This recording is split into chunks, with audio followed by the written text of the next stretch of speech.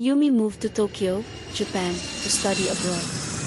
To cover her tuition and living expenses, she scoured second-hand newspapers and closely examined bulletin boards several times a day. One day, a room with a noticeably cheap monthly rent caught her eye. The place was called Aoki Mansion. The description said it was a bit old, but Yumi had no other options. She signed the contract and received the key. With a fluttering heart, she stood in front of Aoki Mansion. The building looked quite old, its outer walls were faded, and the metal railings were rusted in places. But it wasn't as bad as she had feared.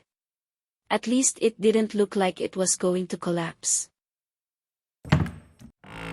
She opened the door and stepped inside. A narrow, long hallway greeted her.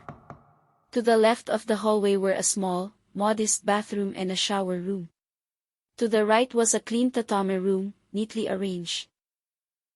Sunlight poured into the room, and although the floor showed signs of age, it had a warm, welcoming air. At the end of the hallway was an old kitchen, and beyond that, a small but open balcony. There was an aged gas stove and a few tiny shelves attached to the wall. Everything was unfamiliar and a little worn, but Yumi felt a strange fondness for the place. "It's not as bad as I thought," she murmured, slowly beginning to unpack.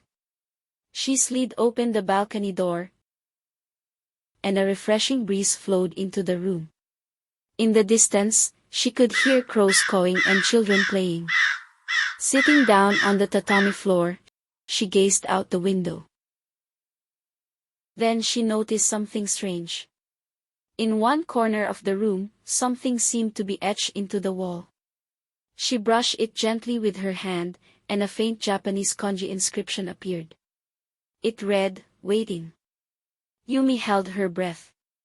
The words looked old, hidden beneath layers of wallpaper that had been painted over. At that moment, although there was no wind, the balcony door quietly slid shut. Yumi froze, staring at the door. And then a strange feeling came over her. This Aoki mansion seemed to be more than just an old apartment.